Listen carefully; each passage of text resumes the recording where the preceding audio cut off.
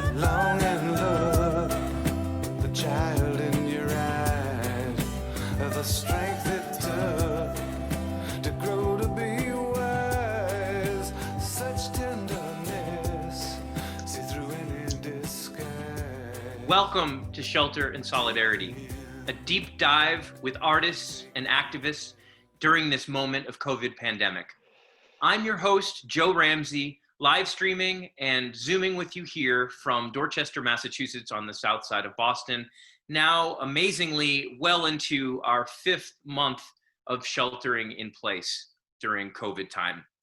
Our show today is entitled Imagining Apocalypse Now, Dystopian and End Times Narratives Today. Obviously, anyone who's been paying attention to the world news and local news and has not been living under a rock has been drawn to many crises that have been afflicting our society and our world over this last 5-month period. And perhaps for those paying attention, even before that.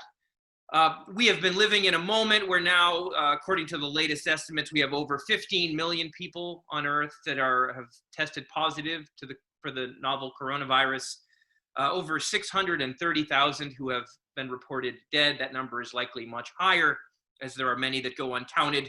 We now are back up in the United States of America to 1,000 dying per day in the last few days. We have what some people are calling a wannabe fascist in the White House, massive protests, unprecedented even, protests sometimes spilling into rebellion and riot across the United States, an endemic pandemic of police violence, which is receiving more attention perhaps than it has in a long time, federal agents without name tags deployed to Portland, Oregon, reportedly putting activists and anti-racist protesters in the back of unmarked vans, all overlaying an endemic crises such as the climate crisis, the spiraling runaway global warming. And in short, it's not hard to see a connection between the real daily news with which we are coping and through which we are surviving, and the theme of dystopia, the theme of apocalypse, the theme of the end of civilization as we know it. We are so blessed today to be joined by 3 active, radically insightful scholars who work in the field of dystopian literature and film, apocalyptic and post-apocalyptic narrative in various genres. And one of those experts is actually our co-host and co-producer, Linda Liu, who will be co-hosting this episode. And I'm going to pitch it over to Linda right now to introduce our 2 special guests and to share some of her own thoughts about the topic today. Linda, over to you. All right, thank you, Joe, for that intro. And I want to welcome our guests, participants, and viewers. And so I just wanted to start by saying that reality really scares me these days a lot, especially today. And it's pretty apparent that I'm not alone.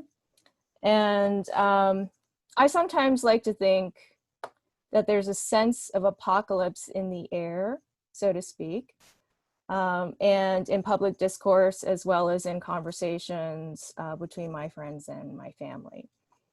And I don't mean to be alarmist or dwell in the negative.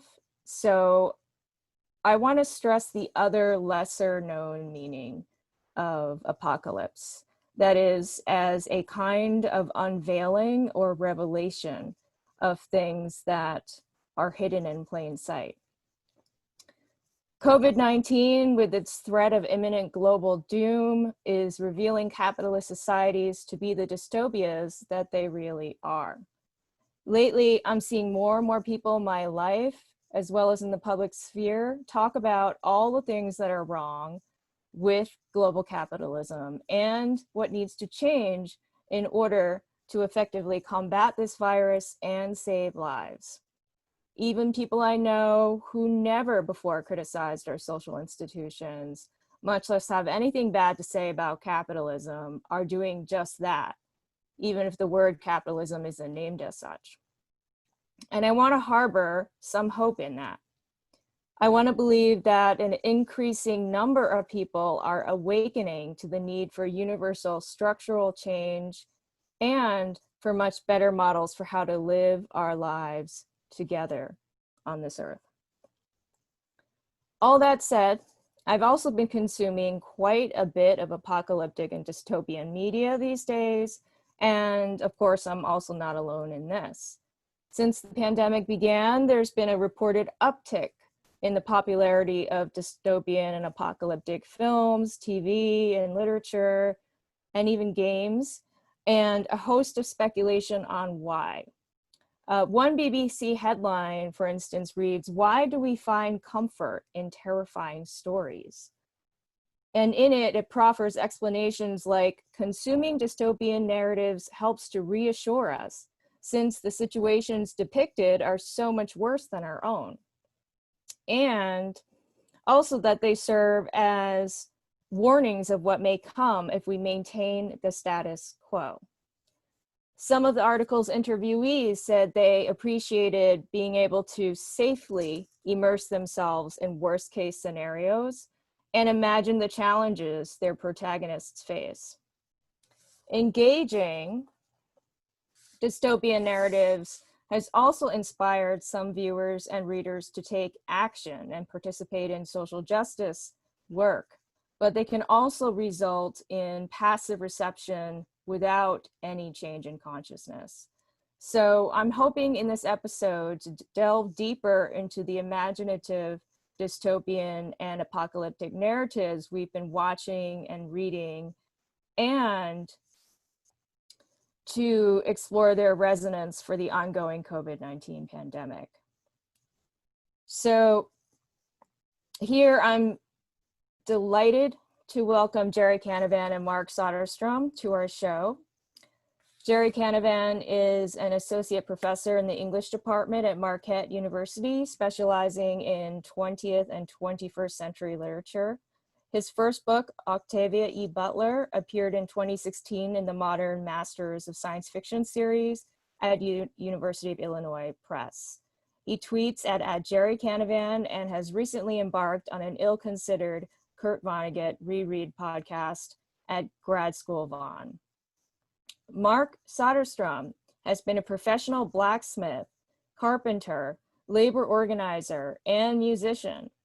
He is now an associate professor in the Master of Arts in Liberal Studies and Work and Labor History programs of SUNY Empire State College.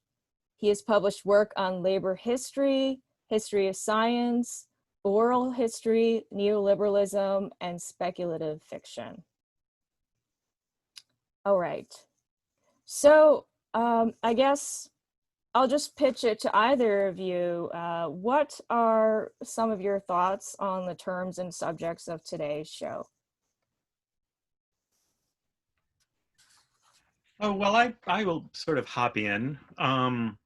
I'd first like to thank Joe and Linda for inviting me to be part of this panel. I'm really honored. I anticipate learning a lot. I have a few comments that I'd sort of like to begin to frame my part of the conversation. I have jokingly referred to my role in this evening's discussion as reclaiming the apocalypse from Mel Gibson. Gibson's Mad Max movie series sort of fantasizes that society has stolen power and masculinity away from white men.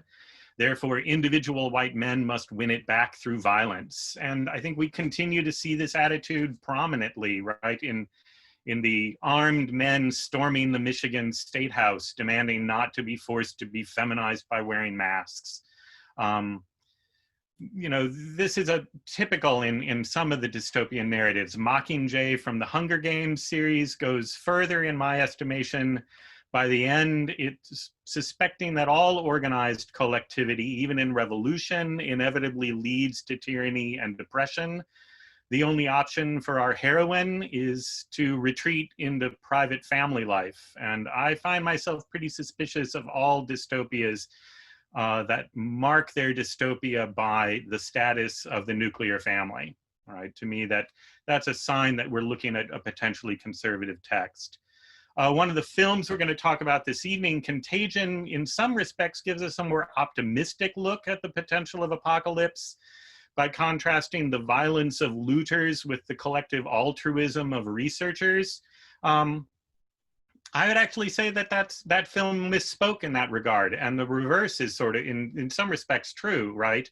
The actuality of our current pandemic is showing us the poverty of many of our government officials in sort of cravenly lying to us for political gain, and showing the sort of spontaneous generousness of our neighbors, many of whom have formed collectivities for grocery shopping for the elderly, or cleaning up after the riots in Minneapolis, organizing neighborhood relief all on their own. Or the Portland moms, right, who have gone out to place their bodies between federal agents and protesters. That these crises, that Contagion gives us a sort of false look at how people respond in crises. I think looking at dystopia through the lens of, is it individual or collective, is one axis to consider, but dystopias are global, right? And indigenous people throughout the world have been living in dystopia for centuries, from colonization and displacement. And some people's dystopias are other people's paradise, right? And I think we need to recognize that we're not unified in dystopia. The 119 billionaires of New York City have increased their wealth from just March to this June from 521 billion to over 600 billion in a space of 3 months during the pandemic. These days, I find myself drawn to reading some feminist authors of dystopia and apocalypse, like Genevieve Valentine, that use the genre to lay bare the politics of our current situation. While I'm reclaiming the genre, I think, from Mel Gibson, I'm not throwing the genre out. I think there are, people like Genevieve Valentine. I'm also finding myself drawn to post-colonial dystopic and apocalyptic literature by African Americans, Africans, Native Americans, and Asian authors. Rebecca Roanhorse, Aliette de Bodard, Tade Thompson, N.K. Jemisin, all of whom I think use dystopias and the apocalypse to challenge structures of colonialism and racial domination in interesting ways. I think their perspectives are something that it would be valuable to bring into this conversation. I hope we can talk about some of these texts and some of the texts that other folks are interested in. And I really do look forward to the conversation, and I look forward to hearing from Gerry. It's great to have you, Mark. I'll just say briefly, one thing, I've known Mark for years, and one thing, I've never heard Mark give a paper at a conference where I didn't learn about at least one book that I wanted to actually go and read. He has that ability to map out a lot of terrain, but also to tell you enough that you can actually follow and yet entice you to do more. So hopefully everyone who's watching and listening will gain at least a book or something that they haven't encountered before they want to pick up. And also, before we go to Gerry, I want to remind everyone, we will, as we always do on the show, be opening up the last part of the show for your own questions and comments, including your suggestions and your experiences from reading or watching dystopian or apocalyptic narrative, whether it's in writing or film or video, that you want to plug, maybe something that doesn't come up in the show that you'd like to offer to our guests and to other people listening and watching, your own thoughts on maybe a lesser known title that has slipped through our net today. So over to Gerry. Well, thanks for having me. I'm a professor of literature. I think a lot about books and film and culture. And one of the things that really I imprinted on when I was a student was Frederick Jameson's ideas about utopia. And so I thought I would talk a little bit about those for a minute. Jameson has an essay on utopia and mass culture, where he talks about utopia as being the kind of core theme, the core problematic of the highest of high culture, the lowest of low culture. Kind of our disgust with the social organization that actually exists and our longing for something better. And that's always how I've read Apocalypse. As Linda said, it's an unveiling of the violence of our system that we're typically unable to see. With COVID, you see that in, who can shelter in place and who has to work, who is one lost paycheck away from total financial catastrophe, the way the legacy of the transatlantic slave trade manifests today and who's at risk for more severe complications. And it's also a way of imagining the end of capitalism by way of imagining the end of the world, like Jameson puts it, a fantasy about the emergence of something that was so powerful and so violent it could actually overthrow capitalism. And if you think back to March, we were seeing a lot of fantasies about how universal basic income was coming. Capitalism would have to change in the face of what COVID was doing to the planet. Although, of course, it apparently didn't. In a more abstract way, I think the Black Lives Matter protests and the kind of insurrectionary movement has kind of coincided with the coronavirus crisis, not by coincidence, right? It has seemed to open up new possibilities and a kind of new willingness to imagine different futures for capital. Utopia is always kind of paired with dystopia as its opposite. Utopia is the good place, dystopia is the bad place. But Jameson and some of the other Marxist thinkers that I lean on draw a distinction between dystopia and anti-utopia that I think is pretty important. Dystopia is the bad place, but typically a dystopian story is still pretty utopian in character, right? It's a story of revolution against a bad government. It's a story about trying to flee to a space of safety against the bad government, or even in the most kind of bare way, it's a warning about a future we could still prevent if we are able to kind of intervene in the present to prevent a bad future from happening. The anti-utopia is the kind of true enemy. That's the story that says there is no better future. There's nothing humans can do to make anything better than it is right now. Every utopia is kind of secretly a nightmare state filled with genocide. No society could be based without oppression, without exploitation, without violence. So as Jameson puts it at the start of Archaeology of the Future, it's the anti-utopians who are the enemy, not the dystopians. The dystopians are just pessimists. That's fine. Lots of us are pessimists.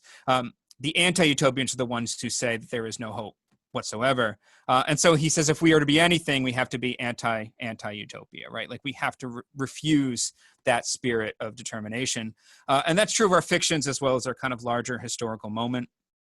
We are confronted today by this massive, overawing anti-utopian system of thought. Mark Fisher called it capitalist realism, essentially the claim that there is no alternative to capital, even as it becomes apparent to everybody that capitalism is destroying the planet and making it unlivable. Still, we insist that there's no possible alternative to it. I sometimes think of this as a kind of necrofuturism, right? That the only future is a future of mass death and suffering. And it's just a question of which side of the line of pain you're on. It has in part a lot to do with the fact that I study the ecological a lot. So we kind of landed on two texts we were going to talk about, Snowpiercer and Contagion. They both use these kinds of formulations pretty well. Snowpiercer is a great world reduction story. The whole capitalist system becomes a single train that we all live on, and the rich people in the front and the poor people are in the back. It's a story about a failed revolution, but it's not really an anti-utopian story. Instead, it ends with this kind of dreamlike prefiguration of a world after capital and after whiteness. The film makes pretty clear that there is no hope aboard the train, no matter who wins the fight. The train is doomed, and so we have to go to something else. And what we emerge into is a world that's alive. It's not necessarily the world we want, but it's a world that's alive and a world we can live in. Contagion, as a kind of cognitive mapping of contemporary capitalism, superficially much more conservative and reactionary. I think Mark kind of alluded to some of those features. But the ending does kind of complicate this significantly for me. There's a line in there that, we don't need to weaponize the bird flu. The birds are doing that. Nature is already creating these sorts of structures to destroy us. But the ending makes it clear that all this is happening because of capitalism, right? Because we are capriciously bulldozing natural habitats, because we have unsanitary and cruel industrial agricultural practices, because we have people flying around the globe in airplanes, right? Spreading the pandemic around. Many people misread the ending of Contagion as a kind of moralistic comment on Paltrow's character's kind of adultery. But the adultery is kind of a red herring. The actual progression of disease, the reason MEV becomes a global pandemic is because of global capital. And that's why I like, weirdly, that everyone is watching Contagion, as grim as it is. It kind of shows us that COVID and climate change are not at odds with each other in some kind of like apocalypse Olympics or something, but they're twinned outgrowths of the same nightmare, which is capital. And by opposing capitalism, we fix both. So that's what I see good about Contagion, although I'm open to the problems that I'm sure we'll talk about with it. That's great, Gerry. And actually, Linda has a couple of clips, just the trailers, actually, for these films, just to make sure that everyone's at least in on the conversation that much, even if they have not watched the whole film. So, Linda, do you want to show, we're going to do maybe the Contagion clip, we'll do that, and then maybe we can dig in a little more and then we'll wait a little bit. We'll come back to Snowpiercer, a very different kind of film, but certainly some similar issues treated. You want to? Do we have it? We have it queued up. All right. This is our first adventure into showing a clip during the show. Our technical capacities expand every week, slowly but surely.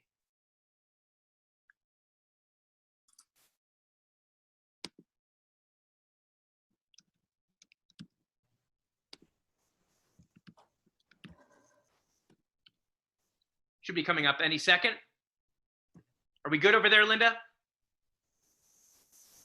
Hold Linda, on just a second.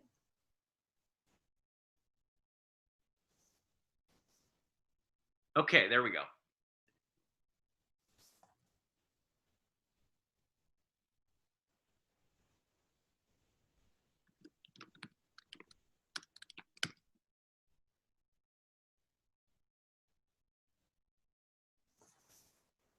So we're not actually getting sound on that, Linda. So you want to try that again?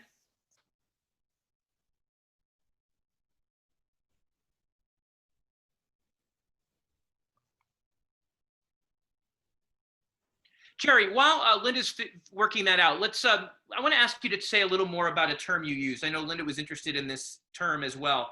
Your notion of necrofuturism. Could you unpack that a little bit for us while we get the technical side worked out here? Mm-hmm. It was working fine before the show, but of course, live Zoom is like that, I guess. So, Gerry, could you say a little more about that term, and then we'll come back and see if we can get a clip going in a minute? So it's part of a kind of larger kind of theoretical movement of adding necro to terms like political, like capital. And to me, it's about thinking about the way all of our futures that we imagine today are kind of zombie futures, right? We just don't imagine the kind of techno-utopian future that we once did easily in the 50s and 60s in kind of golden age science fiction. We understand on some level that most of the future possibility space left to us is futures of deprivation and misery because of climate change and all the things that go with it. The only thing that seems kind of techno-utopian in character would be like the singularity, right? Where we have AI monsters that may or may not serve us depending on how well we program them.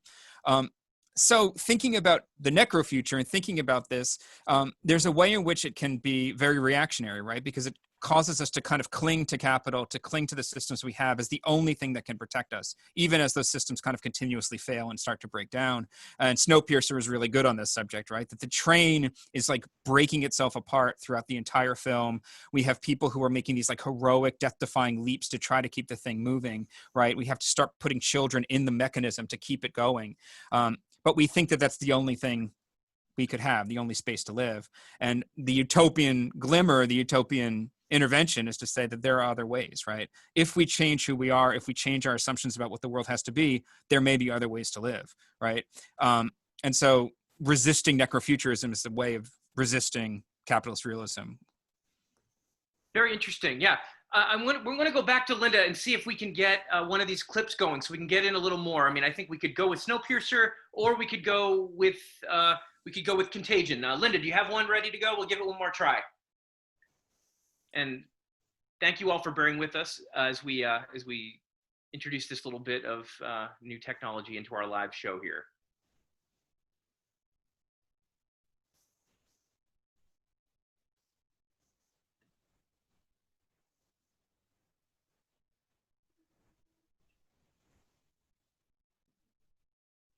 Honestly, I kind of like watching it with no sound. I do that with my students sometimes. You see a thing differently when you can't hear what they're trying to get you to hear. Images are great. I'm tempted to do my, my impression of the actors here.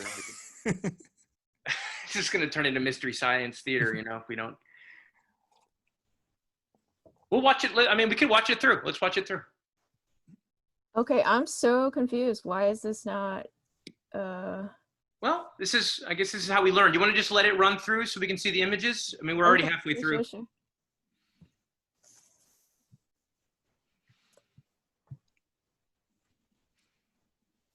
Those scenes of people touching each other, even 3-5 months into this, however long it's been, are so horrifying now, right? Just the the mental gymnastics one does to see where the germs are going. Right. The Yeah. film is so effective Yeah. in that, and probably much more so than it was in 2011. Yeah, they really do linger with the touch. Something they do with the camera, the acting, there's just like that extra millisecond, right, of contact, the way the camera kind of almost sticky itself, like lingers on the bus holders, you know, the bus rails, and it definitely impresses you in that way, the touchness of the world. The nuts in the bar was one that I realized was really, because it's so ordinary, but it's so 3 months. It's $1 billion. That's where we're headed. They're calling out the National Guard. They're moving the president underground. People will panic. Get away! It will tip over. The truth is being kept from the world. Cook your samples, destroy everything.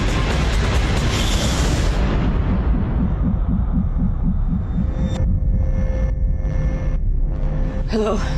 I need you to get me the names of everyone who serviced this room. It's an emergency.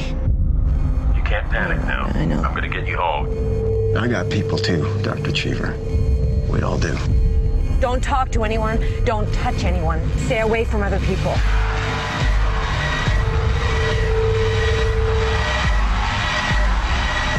Get back in your car. We're not sick. It's figuring us out faster than we're figuring it out. It's mutating.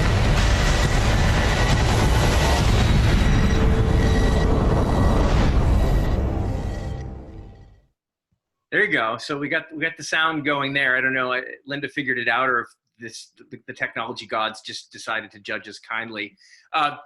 So I mean, I'll pitch it back to Linda. Linda, would you like to say something about that clip, or pitch a question? I know it looks like Mark has a question for Gerry if we don't. So, but you go first.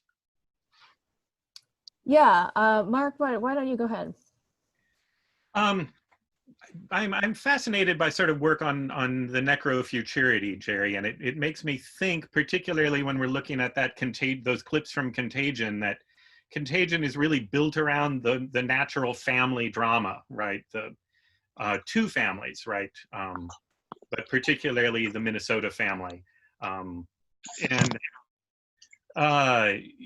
it does make me wonder if one of the response is to challenge heterofuturity, right? And the queer response of like Edelman with No Future, or Halberstam in Queer Art of Failure, to go, part of the problem is the naturalized way that we have a capital reproducing dyadic nuclear family as the sort of only option. That, you know, we not only base all of our society around, but we base all our narratives around, and it's hard to imagine outside of that. Is there a way that you would link the sort of queer critique and necrofuturity critique?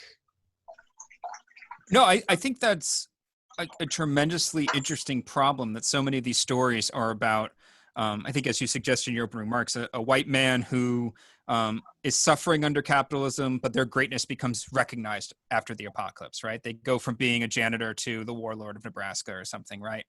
Rick Grimes, Walking Dead, is a kind of archetypal example, right? That he becomes this heroic, larger-than-life world historical figure because the apocalypse gives him a chance for his natural greatness to arise. On the flip side of that, you often see these stories kind of reasserting white supremacy on the other side, if only in critique, like on the way Night of the Living Dead has to end with the black hero being executed, right, by a white lynch mob, right? You return and reassert white supremacy. W.B. Du Bois was doing that back with the Comet in like 1920, right? And it might have even been earlier, right? What seems to be the apocalypse is only temporary, and so the white people come in and lynch the black main character at the end, right? To restore a sense of the old ways. So a lot of the stories that I find most interesting are precisely, as you say, about refusing to, you know, allow that sort of reactionary story to be told. Snowpiercer does that in its own way, right? The white hero has to die so that the non-white heroes can live. Contagion, it plays with both versions. It wants to have every kind of possibility there, right? And so we could probably go through with each of the many characters and try to figure out whether it's endorsing heterofuturity or not. Yeah, and I mean, I'd like to jump in there and ask you both a question, and we could take it in terms of contagion, but also, as I mean, I think Snowpiercer applies too. I mean, Mark, you already kind of touched on this with the issue of how like individualism is treated, or individual heroism versus kind of more collective, and then the different kind of notions of collectivity in, say, Contagion. You know, the kind of government, scientific, bureaucrat collectivity versus the kind of everyday people's collectivity. I mean, I wonder if you could say a little more about that. I mean, one thing that struck me about Contagion was how the everyday folks, outside of the like Matt Damon and Gwyneth Paltrow couple, right? And they're, you know, it's really Matt Damon for most of the movie, right? And his child, right? His kind of teenage daughter, right? You know, he's humanized, right? That they're loving and caring, but essentially, I think every other like everyday person we see, it's just like one, you know, food ration away from a riot. You know, just like it's just like I call it like Insta riot. It's just like one of those like a heating or a cooling pack. You slap it and there's a riot. It's almost like comical in a way. You know, so the other people are threatening, right? Other people are really threatening, and there doesn't seem to be much sense that other people are capable of the kind of mutual aid and solidarity that you discussed. I wonder if you could talk a little bit more about, you know, do you see other films out there where we get a more robust sense of collective agency, a collective hero? I mean, I think, you know, I mean, we can come back to Snowpiercer and how Snowpiercer kind of subverts the individual white male savior narrative on a variety of levels, not only killing the character, but even before that, right? Kind of revealing that other characters may be, in fact, really the bearers of hope, right? In terms of a real radical change, more than the kind of Chris Evans, Curtis character, right? But Mark, I mean, especially because you really mine narratives that we may not be aware of, could you say a little more about like where we see more kind of collective notions of agency or heroism within the genre? That's a really important question, I think, and that sort of individual hero being, the world is wiped clean, so the individual hero can let their natural, usually white, usually male excellence shine through. I mean, that's, you know, Gibson, The Road, Boy and His Dog. I mean, you know, heavily. When it comes to film, I might be at a loss for thinking about a collective heroic response, right? And Larry May, the film historian I used to work with, had a way that he discussed Hollywood manages to craft their narratives to get both ways, right? So those 1930s John Doe movies appealed both to Republican small government people and Democrat common man people, right? But when I think about literature and I think about the genre, I think a lot of the genre writing at the moment is doing really interesting work. People like I mentioned, Rebecca Roanhorse and Tade Thompson's, the heroes are really, really embedded in community. And when they try to act alone, they fail. You know, the successful heroic action is only achieved collectively.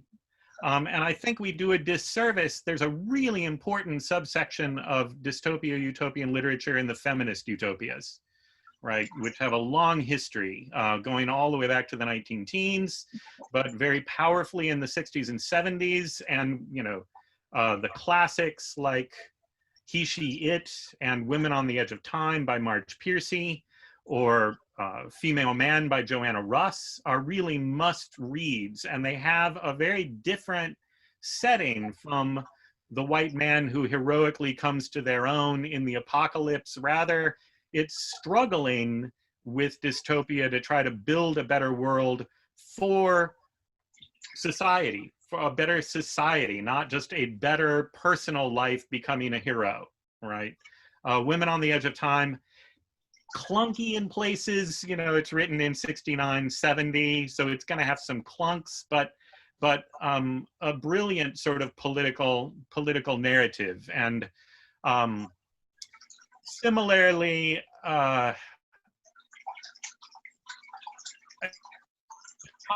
visions are sometimes in the feminist where they're really just painting the despair of what is, right?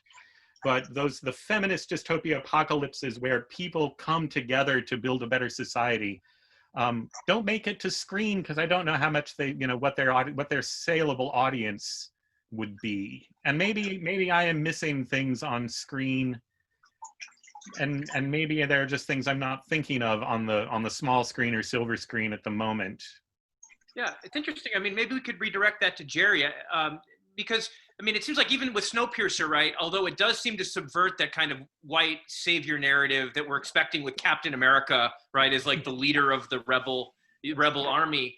But in a way, it almost like in order to subvert it, it has to kind of embrace it, or at least seem to embrace it. Like the rebellion in the back of the car, right? For those who haven't seen the movie, actually, maybe we can show that clip in a minute, right? But right, it's like it starts out as like a very collective rebellion. Curtis may be a leader, but he's certainly not the martyr. He's not the lead, the be all end all.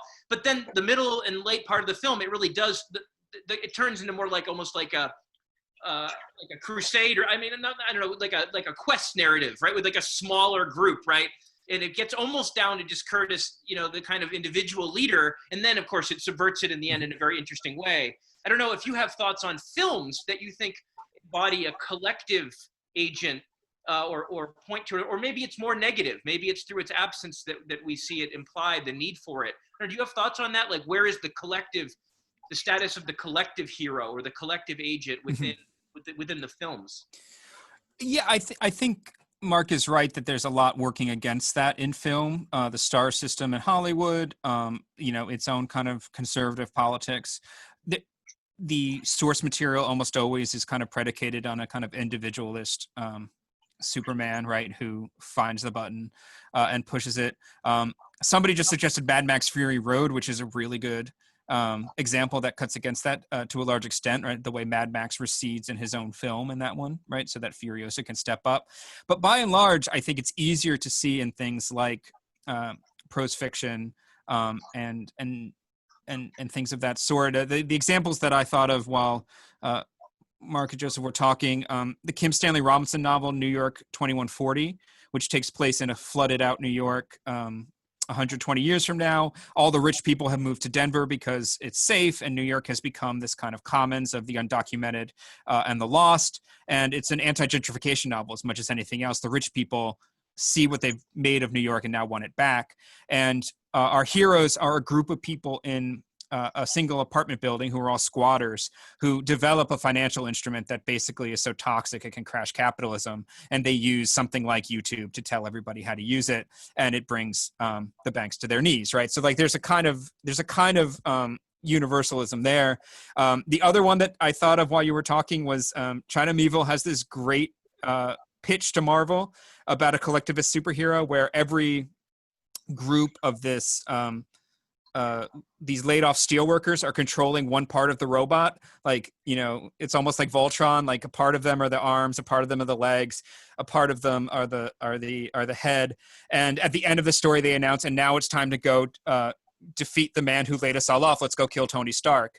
And it's so close to what they actually did in Spider-Man Far From Home, with the kind of the laid off and fired workers from Stark trying to get revenge, that I almost feel that it was kind of straight plagiarism. But it is a vision of like, what would a collectivist hero, or a hero that wasn't like a singular white male heroic figure, look like? And of course, he says it was a pitch. I don't know if he actually sent it to them or not. I'm sure he knew they wouldn't want it. But it's a great little parody of what superhero movies could be in a different kind of timeline. Very interesting to bring in superheroes too. Linda, I'm sure you have a comment, question, and probably a clip for us too. I don't know where you want to go next. Okay, yes. I have kind of a common question about Contagion. So Scott Burns, the screenwriter of Contagion, was interviewed various times, and he said that he never ever anticipated that our federal leaders would be so very incompetent.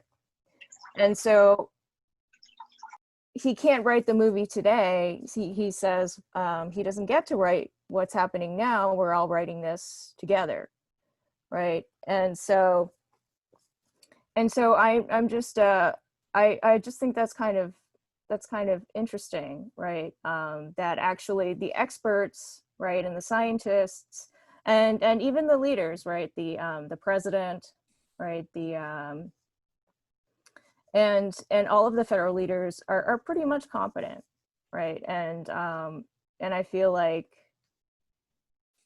I don't know, what do you think about that? Yeah, I did a study of 9/11 film not long ago, and it was very similar, that all 9/11 film has an older white man standing in the crowds who was, the second the terrorist attack happened, knows exactly who did it, what has to happen next, how to save everybody. The TVs kind of almost seem to turn on by themselves, and the news anchors also already know what's happening. And I lived through 9/11. We all did. It wasn't anything like that. It was absolute chaos with absolute nonsense being sprayed, not just that day with all sorts of Fandom reports that never materialized, but for years later, right? And watching Contagion, it is the level of kind of statist propaganda is kind of striking, right? That all the people who work for the government are noble. All of them are self-sacrificing to the point of their own deaths, right? They make mistakes to like save their spouse or something, but they're tortured about it, right?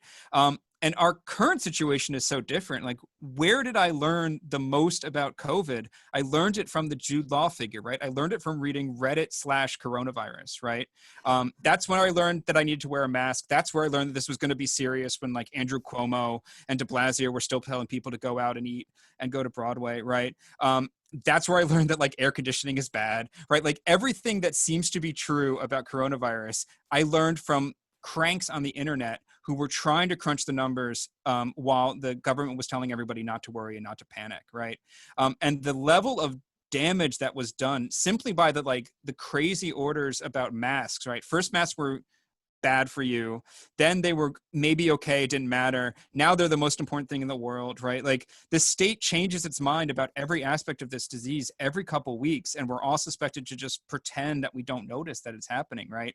And so to me, the Jude Law character, right? He's this Alex Jones figure who's like trying to profit on it, but that kind of figure has also been tremendously important in understanding coronavirus and against the way mainstream politicians of both parties have continuously made the situation worse over and over and over again, and are still making it worse now. Right. In the film, it's almost like, who's trying to profit from the virus? Oh, it's this crank on the internet, right? Whereas now we know, I mean, it's incredible parts of the system, right, that are oriented even unconsciously, just by virtue of having everything privatized, but also very deliberately, right, to profit off of this and make sure that it's, that the solutions if and when they come for this virus will be huge money makers, right? So, I mean, I don't know how many billions of, trillions of dollars are going to be made off of a potential vaccine even, right? Even though, I mean, we're all rooting for it. Linda, you want to follow up? Yeah, and I also just wanted, I wanted to point out that there was a public service announcement made by the main actors of Contagion, and it was made for COVID-19, and so I thought that was really interesting, because it was advising to the public, to socially distance and what that means, and to wash your hands and this and that, and also they advised people to trust, have faith in experts and scientists. So I thought that was interesting, because they are fictional characters, right? But giving a PSA. Should we show the clip of that? It's only 1 minute. I mean, I think we've learned how to make the sound work, so maybe we can do that, and then maybe we can actually bring in some Snowpiercer. Yeah. Another question for our great guests on that one as well.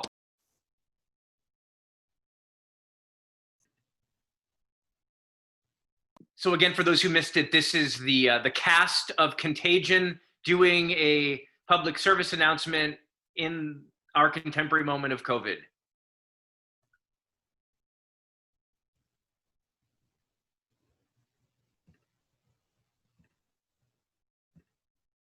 All right, countdown, we got it?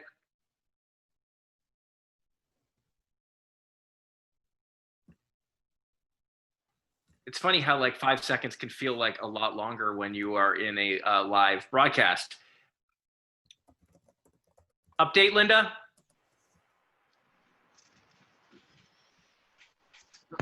Whatever's going on, just let us know. Can I ask Mark? Sure, Tim, go ahead. Mark, how many zombies does it take to change a light bulb? Oh dear, Tim, I have no idea how many zombies does it take to change a light bulb. Well, go ahead. The zombie's not going to change a light bulb. The power's been off for months. But I'm pumped. All right. On that note, hopefully we have sound to go with this too. Hey everybody, this is Matt Damon. So a few years ago, a bunch of us did this movie called Contagion, which we've noticed is creeping its way back up on the charts on iTunes for obvious reasons, given what we're all living through right now. And so the Mailman School of Public Health at Columbia University reached out to the cast and asked us if we would have a virtual reunion to do some PSAs for everybody that might be helpful. And so we readily agreed, and so here they are. So everything you're going to hear from us has been vetted by public health experts and scientists. So I'm here to talk to you about social distancing, something we've been hearing a lot about on TV, I think, the last couple weeks. In the movie, I played a guy who was immune to the hypothetical virus that was spreading around the world. And so a few things to start. One, that was a movie. This is real life. I have no reason to believe that I'm immune to COVID-19. And neither do you, no matter how young you are. This is a new virus. It's going to take some time for our bodies and our doctors to understand it and to understand the best way to protect us. So new viruses emerge all the time. This isn't the first, and it won't be the last. So the good news is we have seen things like this before, and we emerge stronger as a result. And in time, we're going to win against this one as well. How much time? That is an excellent question. Nobody knows for sure, but we do know how to make that day get here quicker. And that's what I'm here to talk to you about. Social distancing. It means stay 6 feet away from another person. It means not gathering in groups, and it means staying home or sheltering in place if that's what government officials are telling you to do. People can have COVID-19 and have very mild symptoms or no symptoms at all. So even if you think that they're healthy or you think that you're healthy, don't take that chance. It is not worth it. Every time that you pass this virus to someone else, you are actually giving it to 3 or 4 other people as well. Call a novel virus, and that means our immune systems have never seen it before. So until we have a treatment or a vaccine, every single one of us, regardless of age or ethnicity, is at risk of getting it. So if you're anything like me, your first question is, how long? To prepare for the role, I spent time with some of the best public health professionals in the world. And what was one of the most important things they taught me? Wash your hands like your life depends on it. Because right now, in particular, it just might. Or the life of someone you love, or even the life of someone. For disease control. The virus in that movie was created by a screenwriter. COVID-19 is very real. Most of us aren't old enough to remember the diseases smallpox and polio and the way that those diseases had affected billions of lives. But they changed the way that people lived, and it looks like COVID-19 is forcing us to change the way that we live, at least for a while. Now, there's a scene in the movie Contagion about the tradition of handshaking. You extended your hand and showed the person you were meeting that you didn't have a weapon, that you weren't carrying one. Well, now the way we're living is like we're all carrying a weapon and we don't even know it. What we do know is that the virus travels through human contact. That's one of the ways it travels. It needs us to survive. So let's not give it any help. Quite simply, one of the best ways to prevent yourself from getting COVID-19 is by behaving like you already have it. Okay, so yeah, that's interesting. A little longer than we expected. It's actually a 13-minute clip, but we got at least maybe a sense of it there. Yeah, so, I mean, what do we think? Linda, did you have a comment on that, or do you just want to pitch that to our guests? I mean, I have a thought on it, but I'd like to hear what Gerry and Mark think. Well, I just have a very brief thing to say about it. It kind of reminds me of that old commercial with the actor who says, I'm not a doctor, but I play one on TV.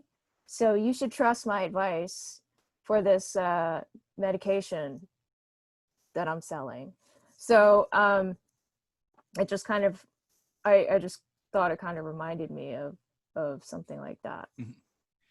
Yeah, I mean, it's interesting, right? I mean, it's. I guess I want to ask though to Gerry and Mark, like we're living in a particular moment where we have a very divided government in some ways too, right? Where there are some parts of it that are like anti-science in a clear way.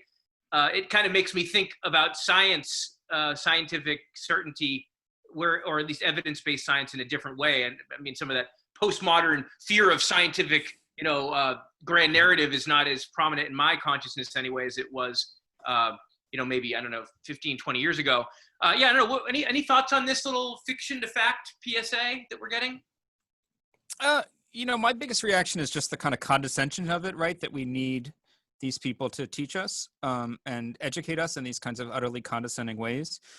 It seems to me that the kind of, the main response of like media forces has been to like identify some stooge who is making this happen.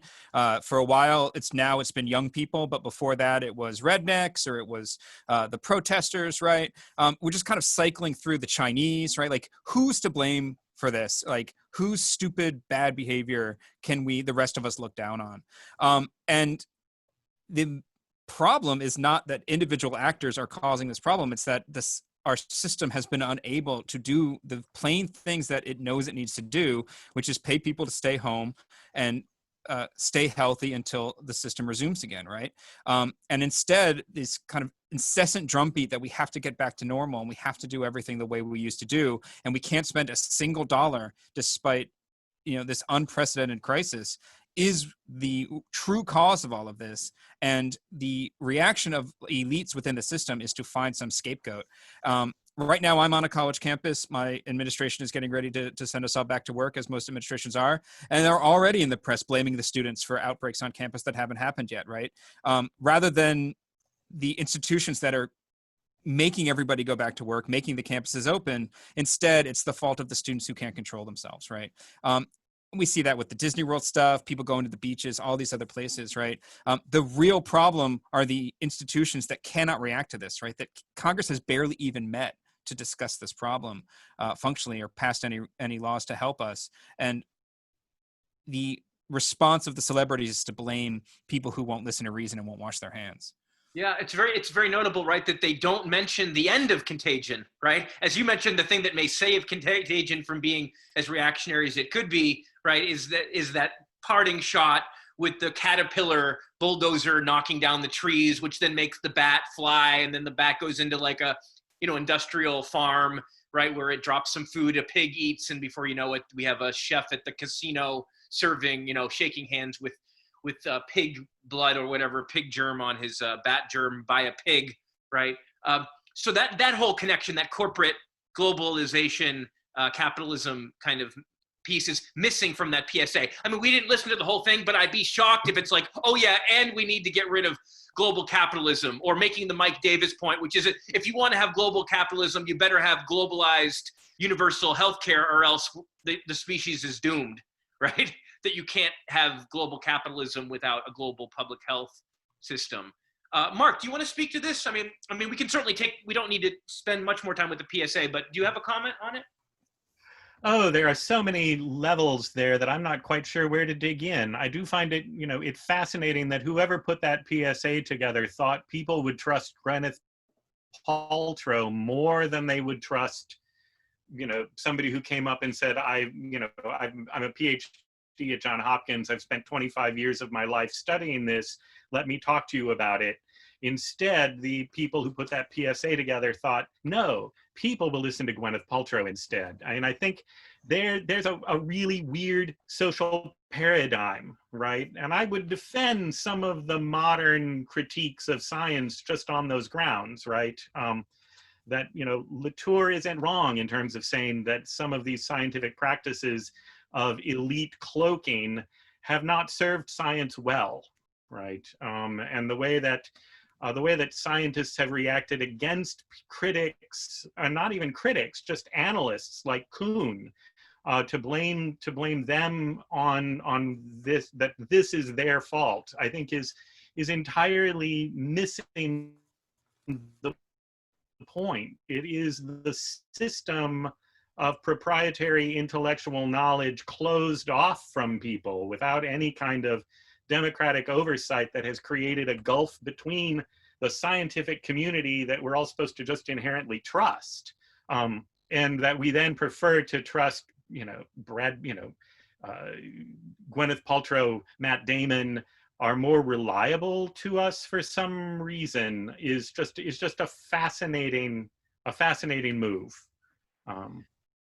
I think that's very interesting, the connection to trust, right? I mean, it's you might argue it's not a particularly scientific method to kind of go on faith in general, right? Even a lot of people, I mean, we have these polarized discussions or debates in this culture now, right? Where even the pro-science side sometimes, at least if you're not, I mean, I would say often sounds like it's faith-based as well. It's making an appeal to authority, not actually so much walking through the basics of the actual argument. Now, obviously, I'm not saying you can share detailed, in a short form, detailed empirical evidence in every context, right? I mean, we need to make some generalizations. We do always have to have some kind of belief undergirding any factual claim anyway, right? But I do think I think you signal something very real, right? Which is just this kind of, this gap, right? This gap that now means if people don't really understand the basic science of a crisis, then they can swing with the weather, right? Do you believe in global warming? What was the weather this week, right? As opposed to actually underlying, kind of having a firm grasp of the underlying dynamic. So I don't know, this issue of how Hollywood films actually teach us to trust, right? Or distrust, I think is maybe an interesting angle here. Well, and I think, soon, and I can hop back, right? I think, Nancy Fraser, as an economist, actually puts her finger on some of this by saying that we have so devalued all forms of social reproduction in this country. We have cut out all education and libraries. Sesame Street is now a private channel that people are going to have to pay for, right? We have so defunded social reproduction that that element of social reproduction that is creating public trust, right, that capitalism depends on. I actually believe when I go paint your house that you're going to pay me at the end of that, right? That those elements, that element of built-in trust into the system is part of the social reproduction. And when neoliberalism has so gutted the mechanisms of social reproduction, this is an unintended consequence that the people running this system and profiting by it didn't anticipate. Yeah, and picking up on Tim's question about zombies earlier, I mean, I feel like, isn't one of the subtexts of some of the zombie genre, I wouldn't lump it all in, obviously. I think there's a big difference between slow and fast zombies. There's a lot that could be said. But I mean, one of the subtexts of the zombies is like, even the people that you love could turn on you in an instant. Mm-hmm. Right? Like there is no friendship or even love that could not be turned into savage, mm-hmm. like cannibalistic competition and death, with if the bug or the bite happens, mm-hmm. I mean, I'm not saying that characterizes the genre as a whole, but I think, this erosion of trust, right? I mean, I wonder how that plays, how we track that through the genres that you all focus on.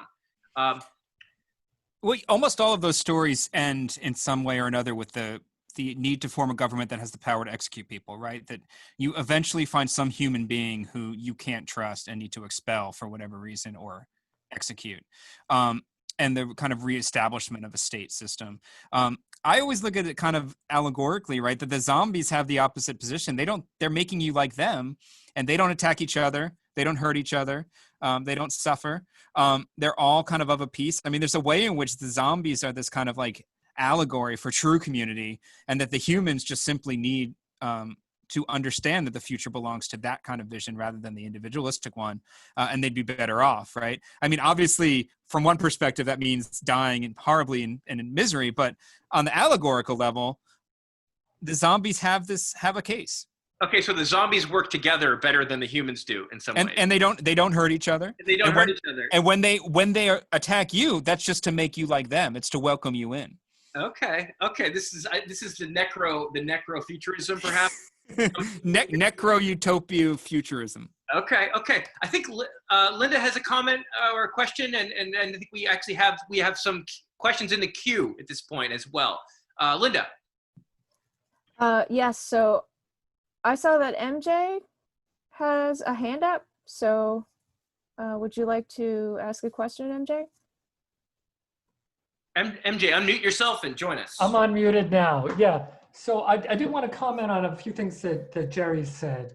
One, there's this issue about, you know, those dumb people, you know, they're all responsible for everything.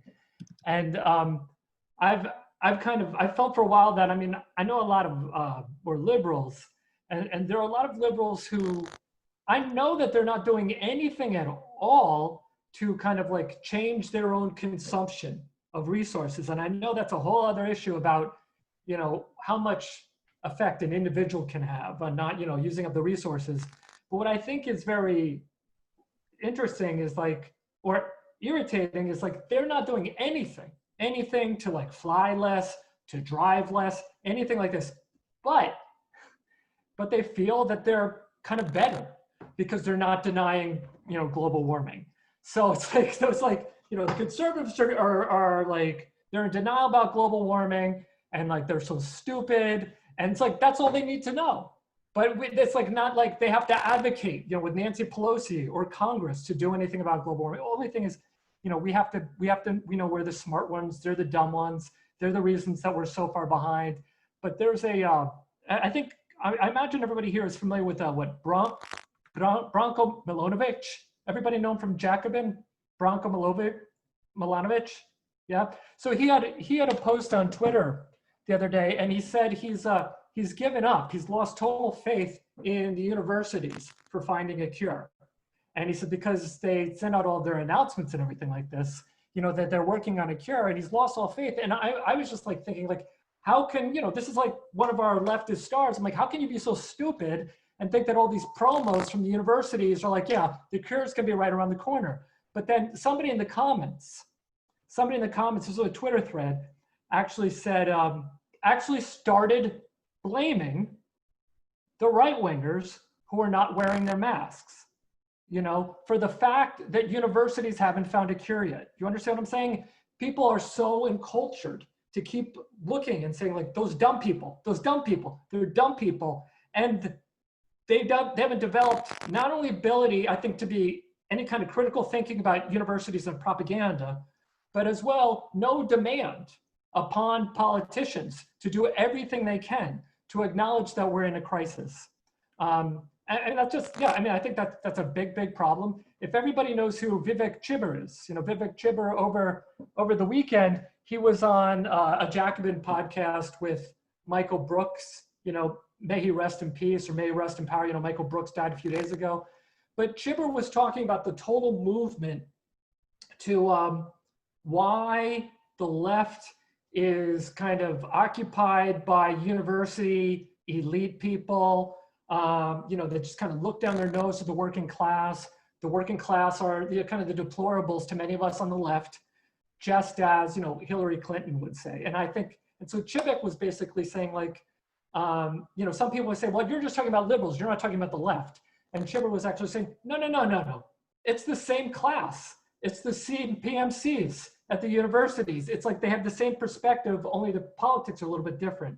But I just kind of wanted, I guess, to end with one thing. When we get offended, when we see like people kind of talking down to us, you know, Hollywood people talking down to us, I think sometimes we should put in perspective and understand these are Hollywood people. They're not necessarily, I mean, they could very well be talking to children. You know, children look at Hollywood people. I don't think we should take as much offense about it if it seems like they're being condescending, because like, if everybody knows who Richard Wolff is, I can't stand Richard Wolff because it seems like he's yelling at me. He's saying, you are such an idiot. And I'm gonna, but you know, I understand that for a lot of people it works. And so I try not to take it personally, you know what I'm saying? And I don't think we should take it personally when Hollywood people seem like they're a little bit condescending to us, because probably talking to little kids, but that's my thing.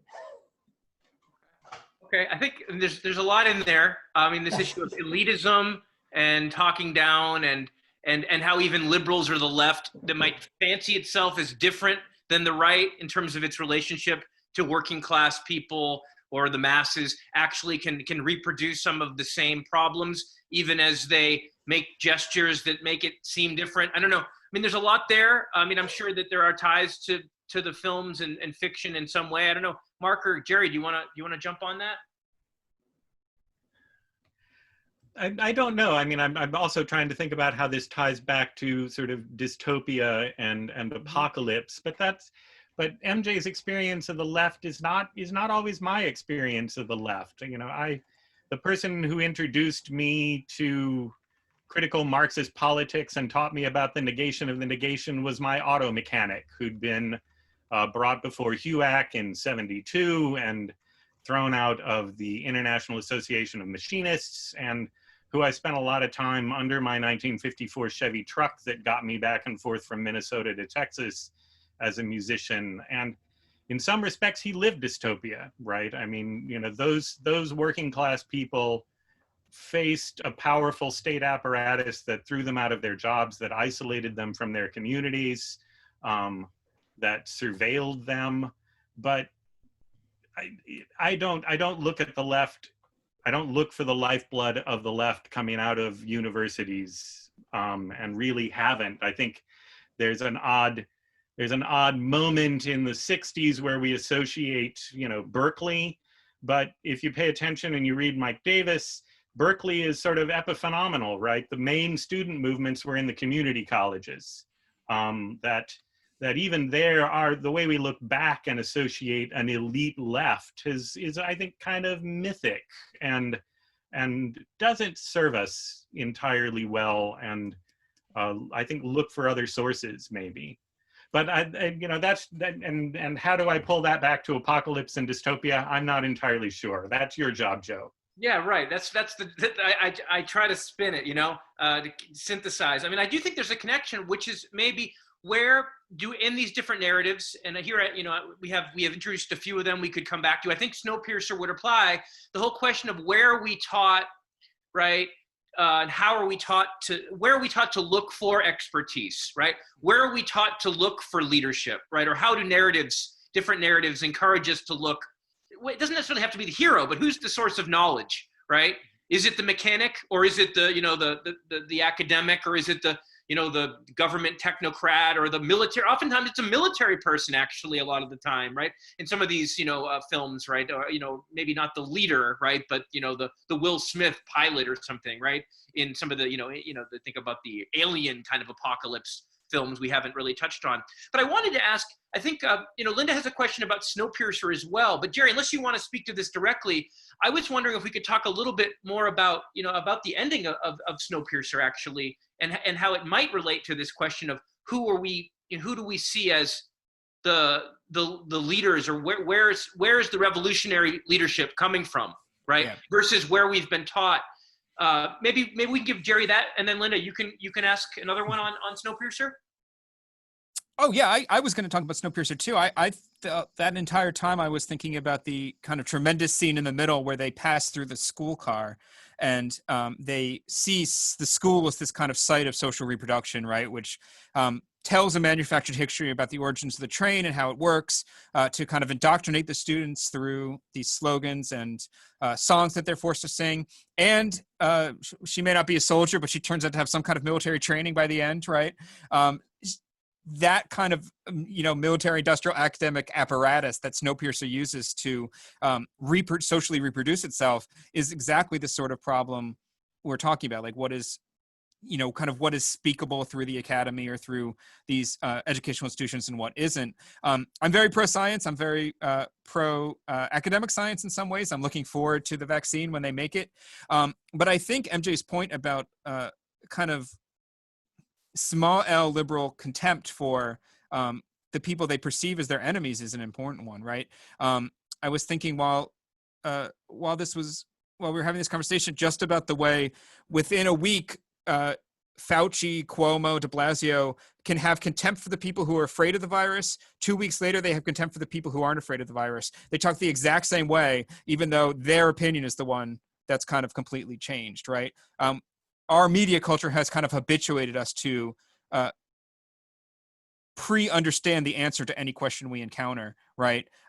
Through these other kinds of structures. And it's kind of completely paralyzed us with regard to something that's so utterly novel and requires thinking that is outside the ordinary, right? And outside the kind of usual terms of how capitalism works, which is why we're 5 months into it. And in America, at least, right?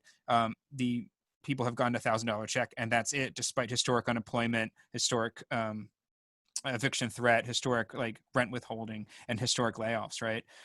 We're just unable to imagine or talk through anything other than the kind of constant repetition of the exact same economic relations over and over and over again.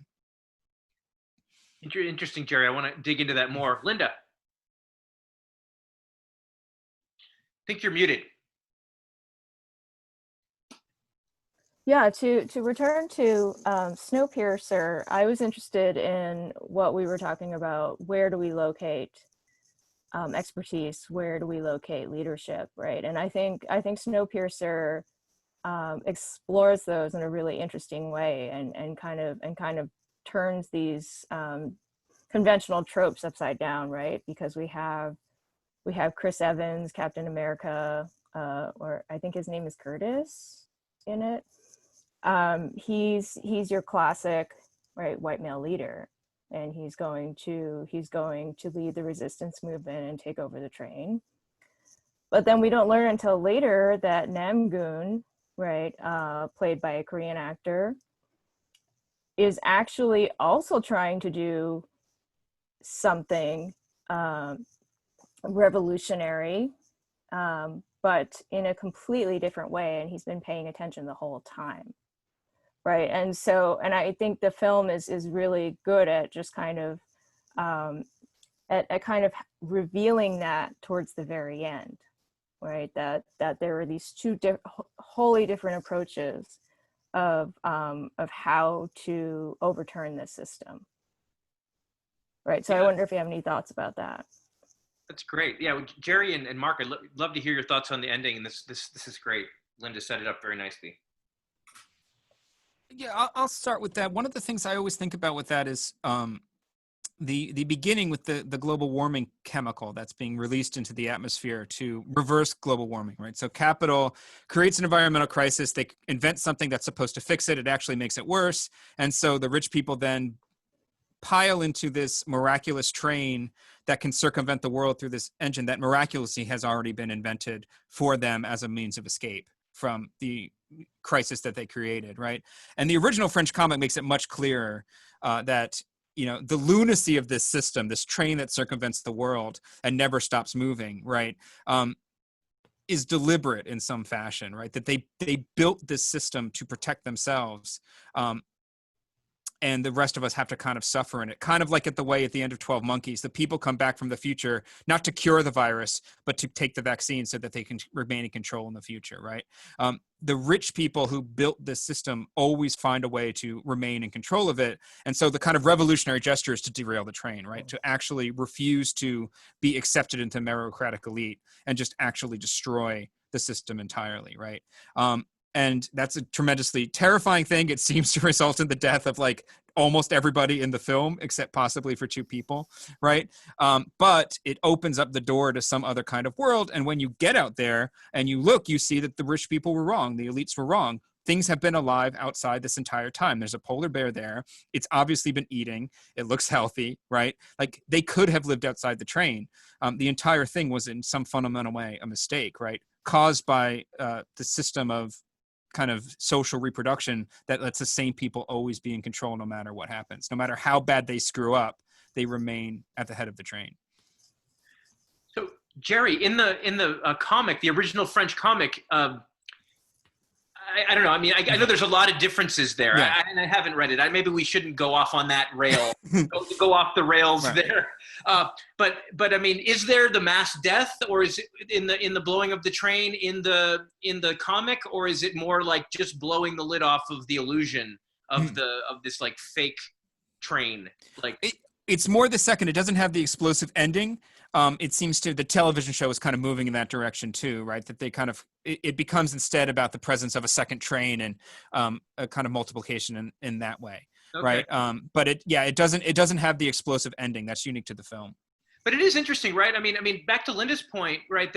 That's not only that Curtis has one view of changing things, right, and Nam has another, right? But it's also that Curtis. The suggestion is, at least until the revelation of the child labor that makes the engine run. Spoiler alert. Sorry.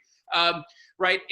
The suggestion is Curtis, like a good maybe social democrat who thinks he can run the train differently, could actually be corrupted to become just another leader, right? I mean, he's on the verge of thinking, oh, maybe I will assume my proper place at the front of the train. And then he sees, there's the sentimental move or whatever of seeing the child labor, just a horror beyond horror, a horror that is just integral to the train. And he kind of comes back to his senses, right? And joins Nam. So it's not only that like there's a different kind of leadership, but it's also that like the type of leadership that the Captain America that we've been taught to look to as leader, look out, because that may be an eminently co-optable form of leadership, though there's still hope for Curtis as long as he's hanging out with the maybe the right people or something like that. It's not a total cynical he's new boss the same as the old boss, right? And yet there isn't that. I mean, and yet the suggestion is, are you going to take over the chain or are you going to blow it up? As I keep my fantasy is, why can't the children stop the train, right? What if the children stopped working? But the children are kind of like zombies, right? It's kind of like they're just like manipulated by the man and don't have any kind of agency. I don't know if you have any thoughts on literally the ending, Gerry. Like, how do you read the ending of Snowpiercer? Well, the main child seems to be autistic, right? Or seems to have some kind of disability that prevents him from speaking primarily, right? Like there's a suggestion in the film that the children who are growing up on the train are cognitively different. The main female character also has this problem, who's grown on the train. She's slightly detached from what we might kind of understand as kind of neurotypicality today. And so it seems like it's kind of metaphorizing some kind of vision of difference, right? There that it doesn't quite know what to do with. Because we're still focused on the white male hero, even though the film is ostensibly in the end about moving past that, right? We still kind of pass through this kind of moment. The idea of the children kind of grinding the train to a halt and stopping it would be a very interesting ending too, like a kind of controlled crash landing, as this, sometimes kind of speculated in kind of ecologically left material. But as a film, right, you want the explosion, like you want to see the violence, right? And this kind of explosion of this kind of final, Chekhov's gun with the explosives, right? We want to see it go off. We need, in some sense, to see the train kind of utterly destroyed. But yeah, you could definitely imagine alternate versions where they just slowly power down the train. I think the reason we would have trouble with that probably is because the people in charge would never commit themselves to that course of action, right? Like you said, even Curtis, who is a revolutionary, is essentially tempted to try to keep the system that he knows can't work going for as long as it possibly can, right? It really takes these outsider visionaries who are able to see a world outside the train to let that happen. Yeah, very interesting. We could go deeper with this, but we have had some suggestions too that we should broaden the discussion out. I know we've been going kind of deeper into a couple texts, but there is so much. And one reason I really was excited to have Mark is to hear some of Mark's suggestions about other works that maybe not at the tip of our tongue. Linda, do we have some questions from the queue here? I know you've been keeping an eye on it. I think MJ also has a question, right? Well, could we bring in a new voice maybe? I think okay. We have Ben. Does anyone else have any questions? Ben said he was ready, and that we might have Dana ready too. Okay. Ben, go ahead. Unmute yourself, Ben. Hi, thank you all. It's a fun conversation. So I have a couple questions. So the first one is going to be kind of meta, which is to ask about the function of narrativity in all of this, which is to say, to some extent, I think we're being a little quick with making direct parallels to our lived reality and what the function of these stories are. And in particular, I'm interested in the way that stories are both ordering and disordering. So I'm going to think about Mad Max Fury Road, which I just think is probably one of the best pieces of popular media that we've seen in the last decade or so. And in particular, the way that it refuses narrative, right? it instead places everything, all the emphasis is on the kinetic, the continual movement, and at every moment at which you think there will be narrative explication, it kicks back into gear, right? Which is something about cinema, I think, right? Miller is interested in the physicality of movement, right? He goes out of his way to combine digital effects with analog effects, but it's also sort of rife with contradiction, right? It both suggests a sort of world destroyed by petrochemicals, and yet is also obsessed with automobiles, right? Fetishizes them. And so I guess what I'm interested in is the way that, how y'all think of the way that narrative can kind of hold together these contradictory aspects, and how that relates to how narratives help us to think about the world. I think you could say something similar about the way that in Snowpiercer, right, there are these multiple narratives running at the same time, most of which appear entirely linear, just like the train itself, right? It moves forward in this way, and then when Curtis gets to the end, the engineer, whose name escapes me, right, tells him another story, which is meant to convince him that he has to take up that position. And yet all along, there's this disordering figure of the addict, who actually knows the truth, right? And whose very addiction is a sort of bomb in the heart of it, right? And the fact that he doesn't have a narrative, right? The narrative is reduced to his addiction. So I'm interested in how narrative functions. And the other thing that kind of goes along with this is how you would figure in something like pleasure, right? What if we think of a film like The Matrix, right? The Matrix is clearly a post-apocalyptic dystopian future, and yet it so clearly taps into certain aspects of what we desire about the after, right? That can be both frightening and disturbing, but also really promising to us in other ways, right? So I know those are big questions, but I'd love to hear your thoughts. Mark, do you want to go first, or? Oh, you give me that one. Wow. And I'm, I'm not trained as a narratologist. I come at this with sort of a rough and ready cultural studies, seat of my pants approach as a historian. But I think film narrative is fascinating. And I sort of go back to Larry May and go, almost all films embrace contradiction, right? And particularly Hollywood texts. We want to appeal to the entire audience.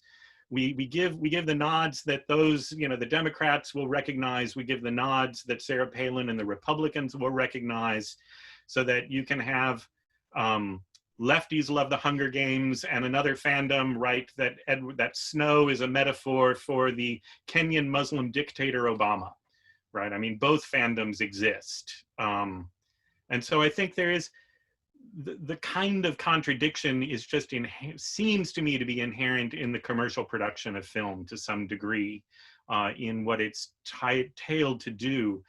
I think in terms of challenging narrative, I tend to often think about challenging tropes and conventions. My interest often lies in tearing down my academic great-grandfather, Frederick Jackson Turner, who was the advisor of my advisor's advisor, right? So my academic great-grandfather.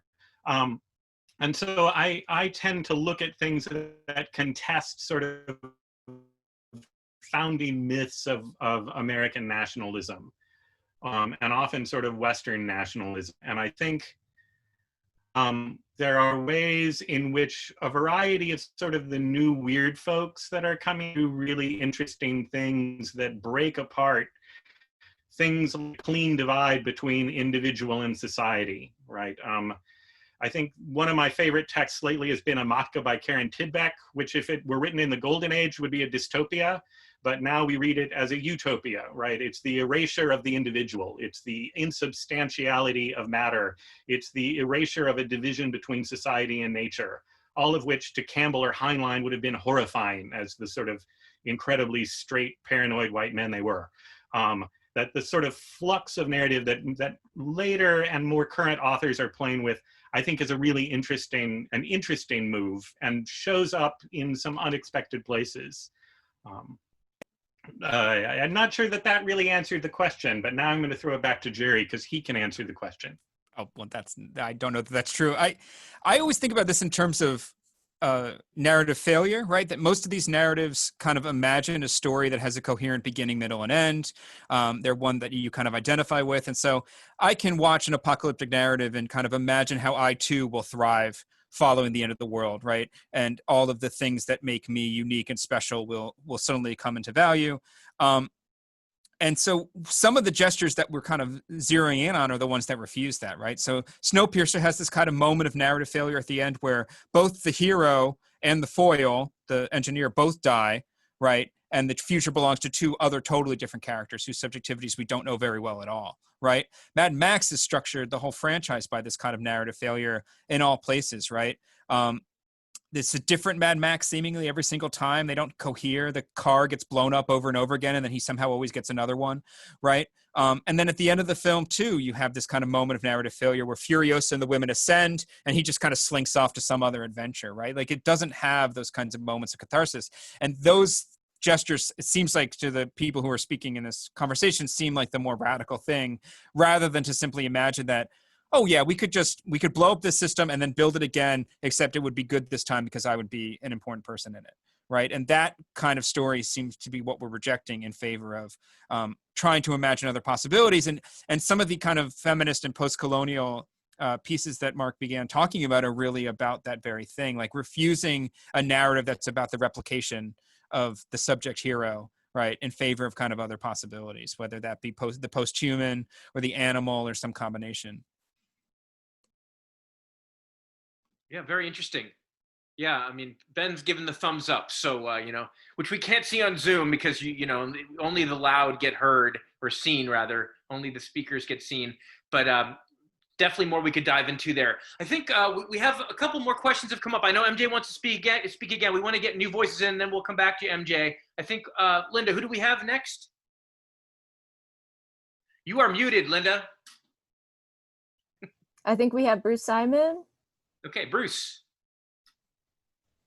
Hey, thanks for the conversation. Really enjoying it. Have a couple free associations, just some suggestions. I think Leslie Marmon Silko's Almanac of the Dead should be definitely read in relation to Snowpiercer. And strangely enough, John Scalzi's Red Shirts, which starts off as a Star Trek parody but becomes quite deep, I think relates to the media hyperreal kind of aspects of our conversation.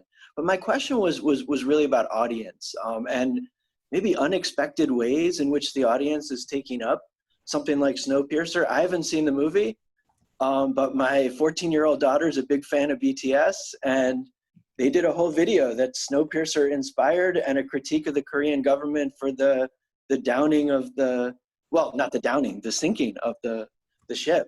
And their fandom has created incredibly detailed readings of this video.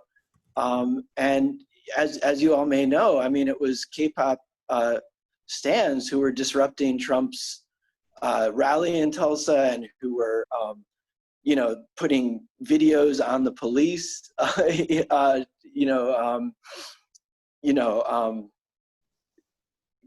jamming them basically. So, unexpected activism coming out of what to me seems like, just classic star system celebrity culture. So, the word fandom got mentioned. So I was just wondering if either one of the speakers would like to talk about maybe non-academic or non-activist ways in which audiences or fandoms are taking up these things in maybe more progressive ways than we might expect.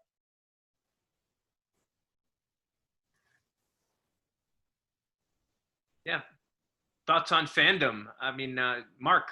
Well, fandom deserves its own shelter and solidarity because it's a huge, complex phenomenon that politically shoots all over the map. Though most fan communities that I'm familiar with tend to be politically progressive, I know that that's not the case for all fandom communities. But some of the work on fandom is that they do, that this is one of the places I think when we want to talk about where does expertise come from, where do smart critiques come from. Some fan-produced videos are brilliant critiques of their source material. There was a wonderful video that I used to use to teach on that critiqued the sort of anti-Asian racism embedded in Serenity by using clips of Serenity and the 3:10 to Yuma and these various Westerns and mowed them all together to be this critique of racial, Civil War, politics, anti-Asian sentiment in, you know, in this popular film that did a brilliant job at not just critiquing a certain source text, but showed how this is sort of endemic to a vast array of popular culture. So I think when we want to talk about, you know, where does trust, where does expertise come from, what have we lost, is we need to remember, you know, the old neighborhood reading groups, you know, party-based, movement-based, neighborhood-based. That was the source of organic expertise. And to some degree, Fandom serves that at the moment in terms of often online communities that raise issues, that create debates, that do this through narrative and media. But I would say they're a form of that sort of community, that kind of community social reproduction creation. That generally I'm optimistic about, not always. Mm-hmm. Yeah, I agree that you guys should do a Fandom episode.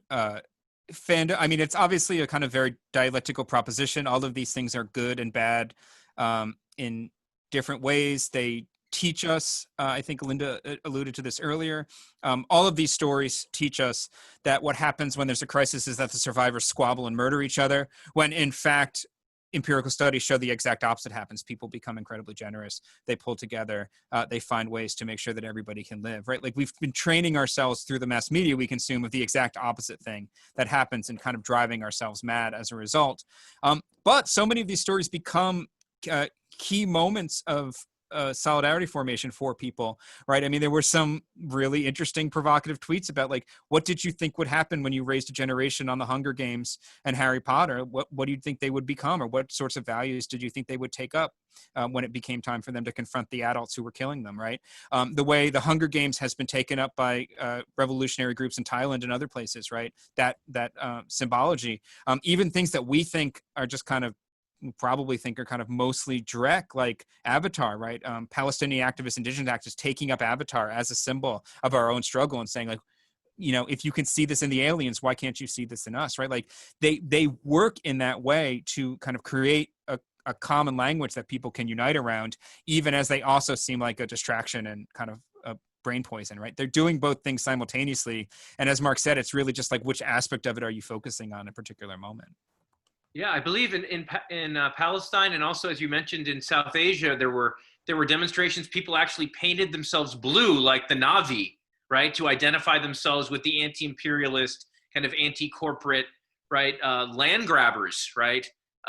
So, I mean, again, you can make, is that typical? Is that representative? I don't know, but I saw that news too, and again, there was a lot of people who just wanted to say, Avatar is just Pocahontas, or is just Smurfs and dances with the Smurfs. And I feel like there's a danger of that kind of one-sided cynical dismissiveness, because it does potentially collapse, right, the space for kind of appropriation, right, and broader agency, which doesn't mean there's still not something to be said about, I guess, the problems in a text, but there is an openness, right, when these things go out into the world, especially when they go out into a world that is class and nation and, you know, divided and rife with racial inequalities and oppression. I mean, who knows, like, what aspect, right?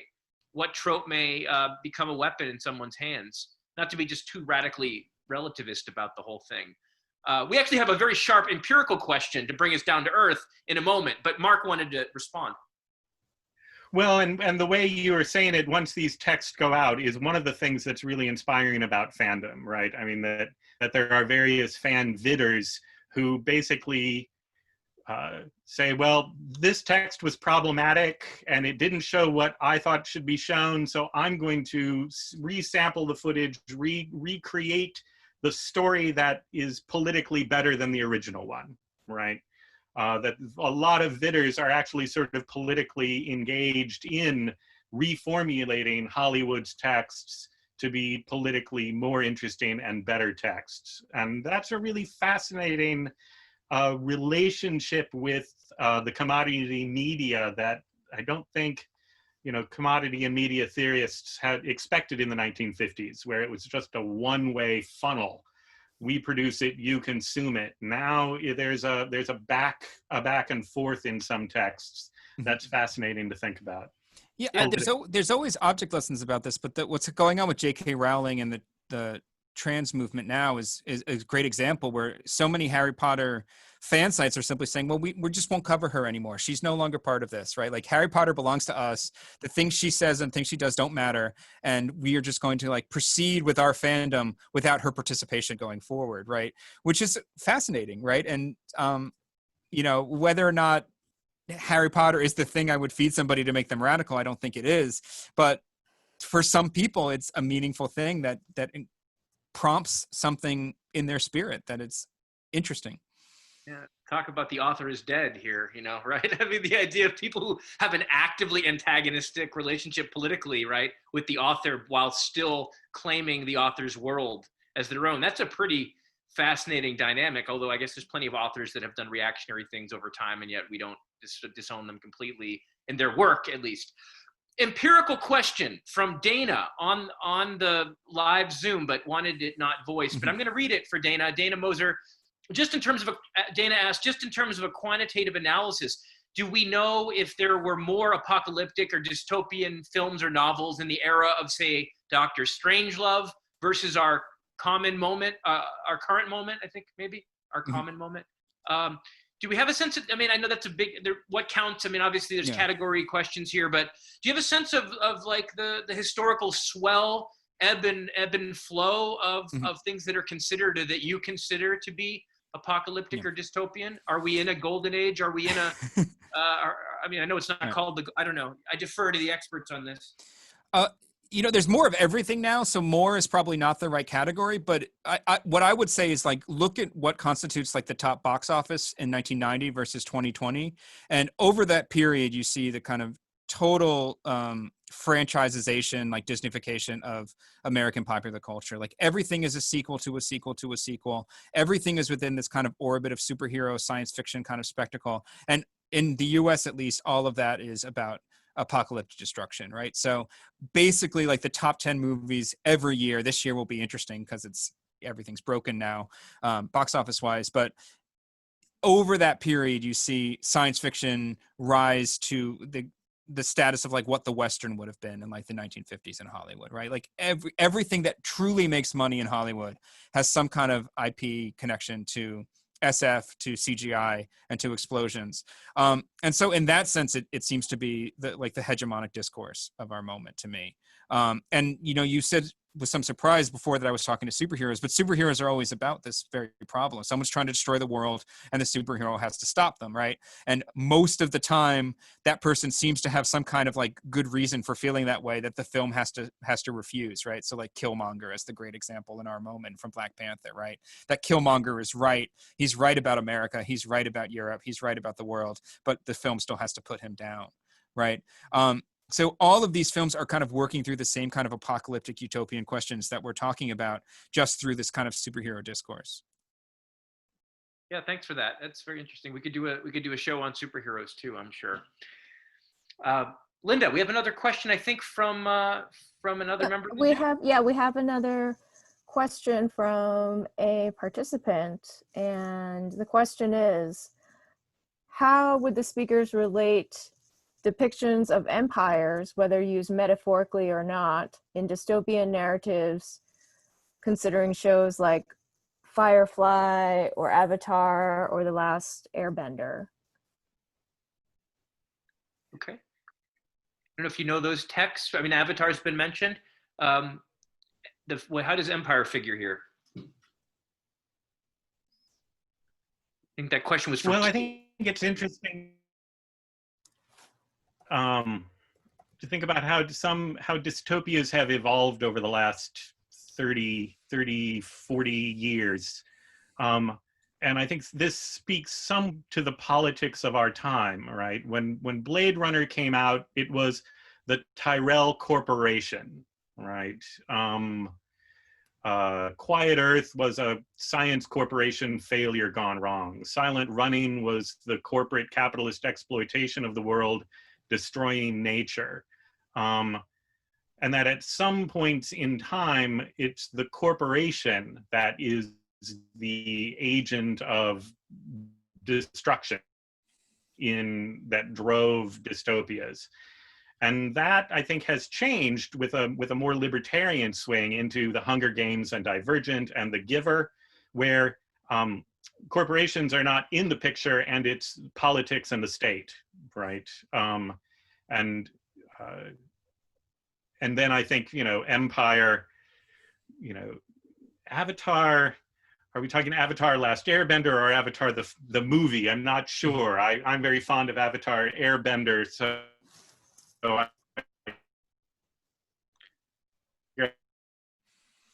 and as soon as you said that out loud, Mark, the technology started cutting you off.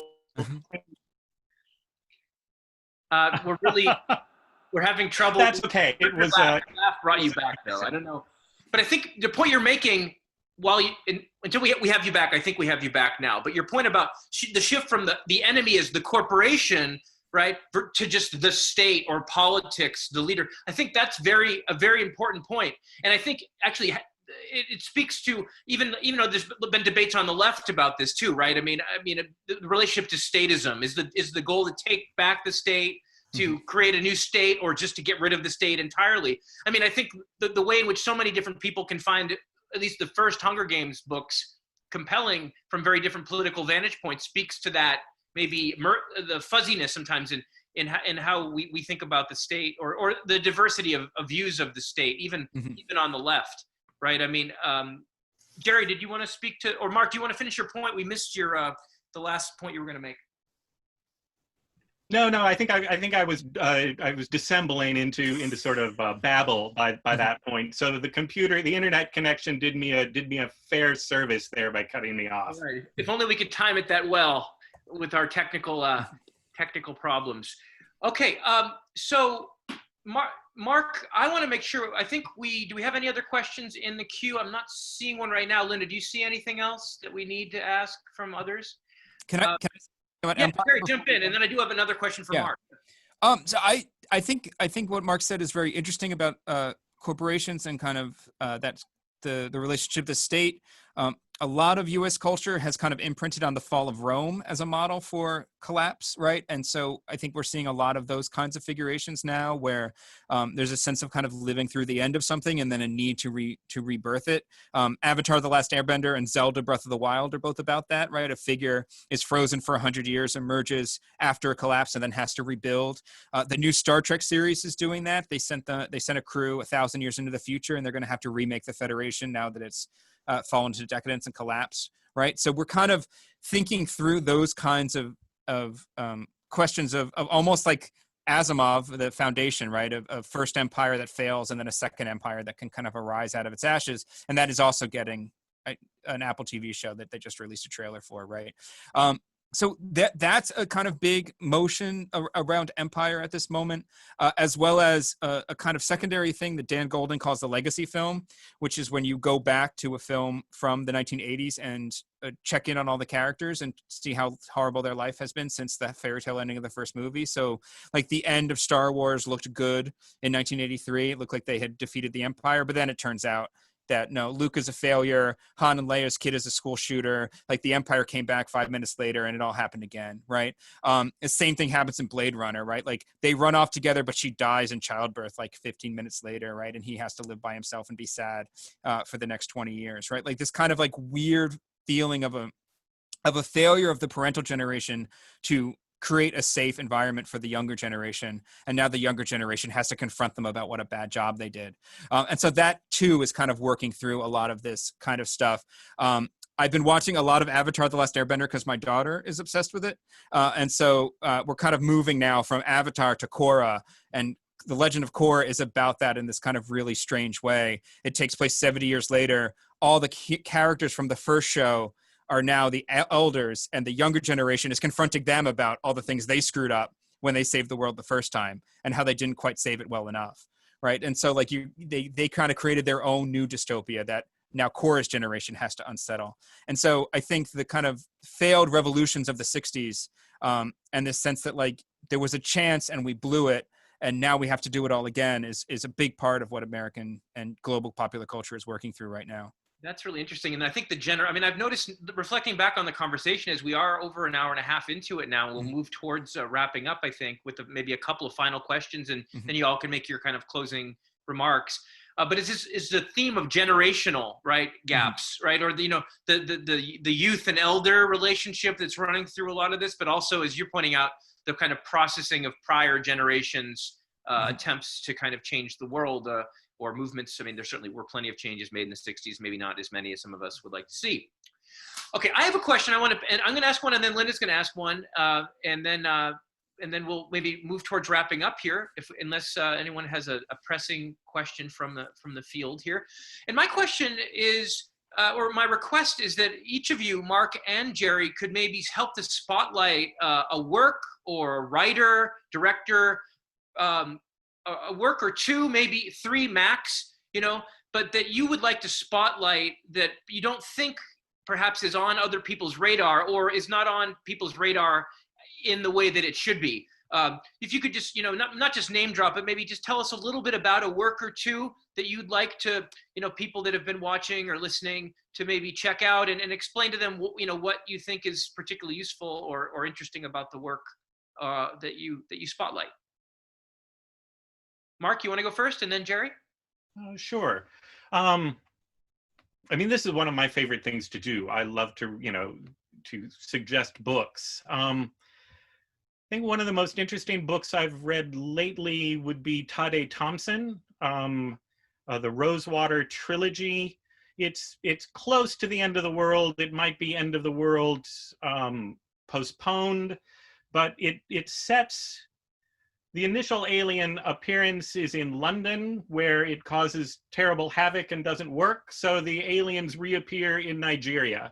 And of course they do. Nigeria and Africa have already experienced alien invasion. What is the best place to have an alien end of the world novel than Lagos?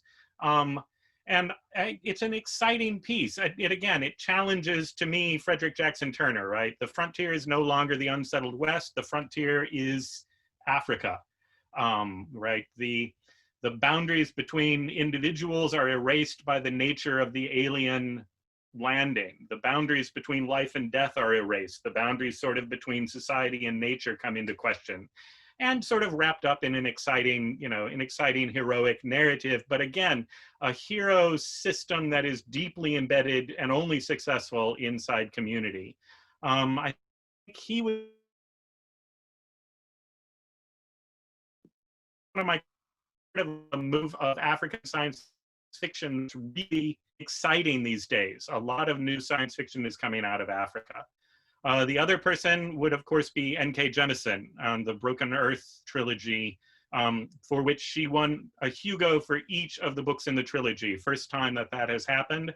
A terrestrially unstable world. What is a better metaphor for capitalism, right? People who are necessary but despised. What's a better metaphor for American racism?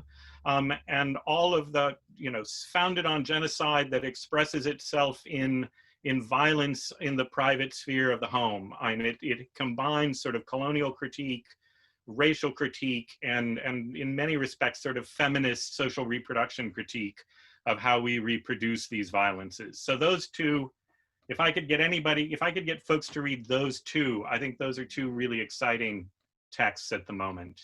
And I really want to hear what Gerry suggests. But that's just for those who are taking notes, Todd A. Thompson's Rosewater trilogy and N.K. Jemisin's, what's that trilogy called? Or that series? Broken Earth. Broken Earth. Okay, great. Thank you, Mark. T-A-D-E, Thompson. T-A-D-E is the first name. T-A-D, okay. Okay.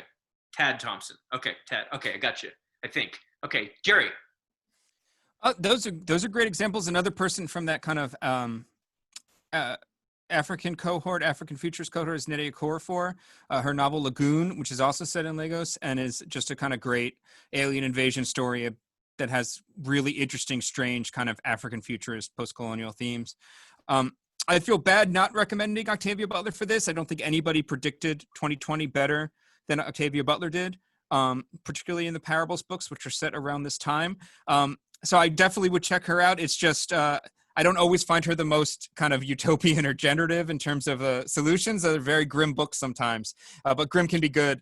The person who I think works through these issues in the way that I find most interesting and generative and kind of totalizing is Kim Stanley Robinson, who I mentioned earlier, whose kind of general ethos is to activate a moment of crisis and then imagine what utopian possibilities might come out of it. And so sometimes that's Mars, sometimes that's an intergenerational spaceship, sometimes that's New York after climate change. And his current book, that's just about to come out, Ministry for the Future, is the grimmest and the closest set to our time, right? Like, what will it be to live through the sorts of changes that our society will have to have in order to survive the next 50 years of unleashed climate change? It's just a fascinating one. It's probably his most dark dystopian sort of novel, but it's the one that's kind of most down to earth. So I would recommend most of his recent novels for people who are kind of interested in this sort of question, and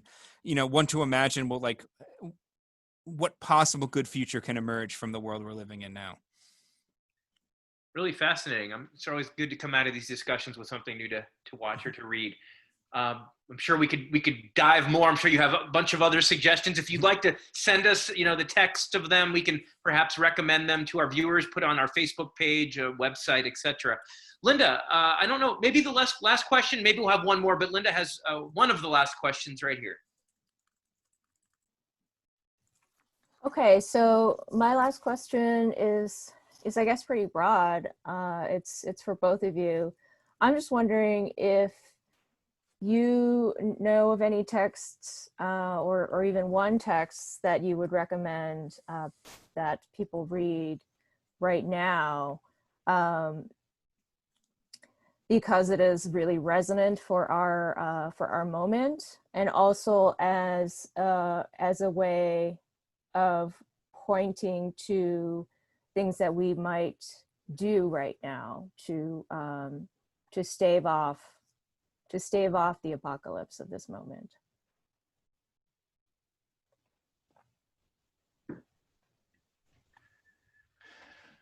Yeah. Okay. So a more directed ask about text specifically resonant with this current moment of crisis. I would have to sort of echo Gerry's recommendation for Kim Stanley Robinson's 2140, and I think it's an excellent story. It's hilarious. The financial district is underwater, literally. And Stan Robinson just has a wonderfully fun time with those metaphors of, liquidity and pools of finance. But I think even as it's an engaging story, it has a collective hero, which I think is important.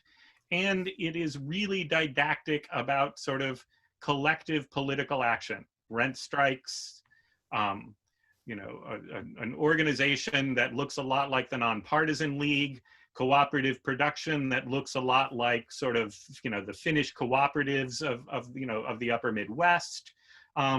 It digs back to sort of alternate historical political paradigms that I think have gotten ignored, but are potentially worth looking at. And he does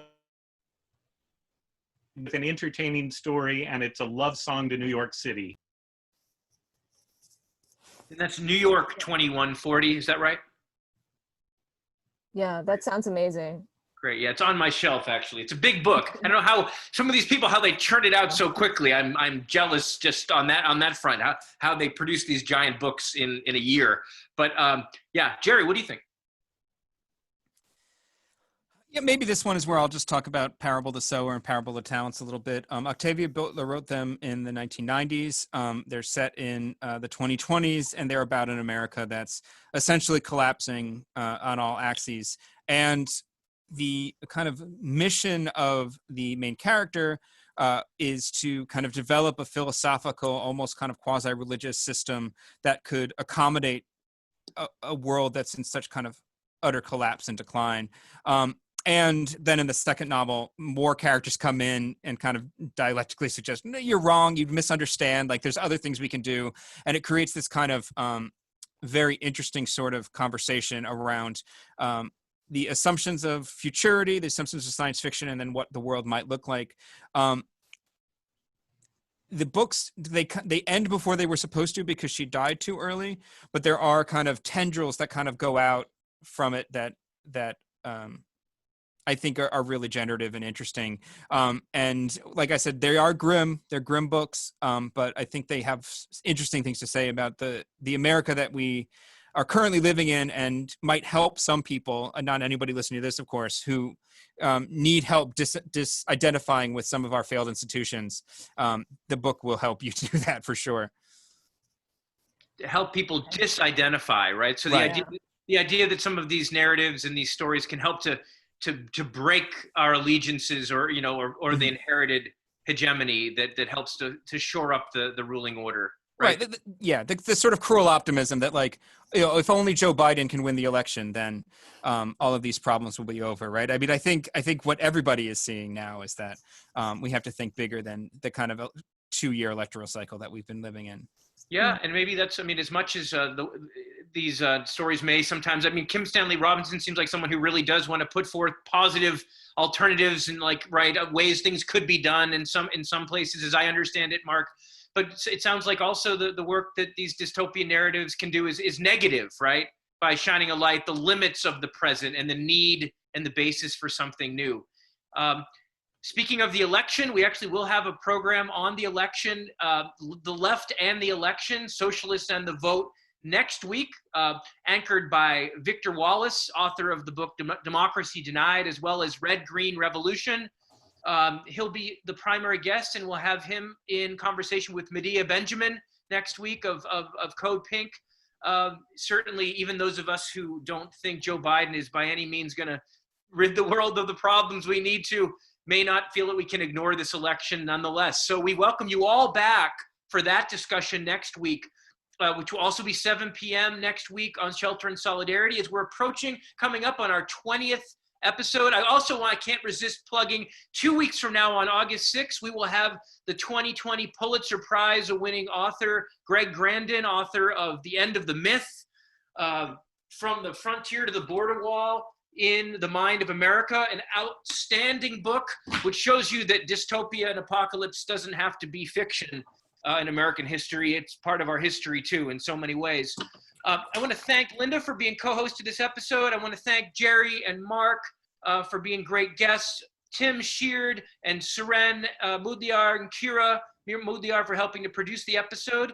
And special thanks to our sponsors, the journal Socialism and Democracy, the Organizing Center Encuentro Cinco, laborpress.org, and last but not least, Hardball Press, a source, a producer of working class stories, which resonate in this moment. Sometimes truth, as we know these days, truth can be stranger, more challenging than fiction. So thank you all for being here, and hope to see you next week. If you want to stick around for the debrief, we'll hang out in a moment.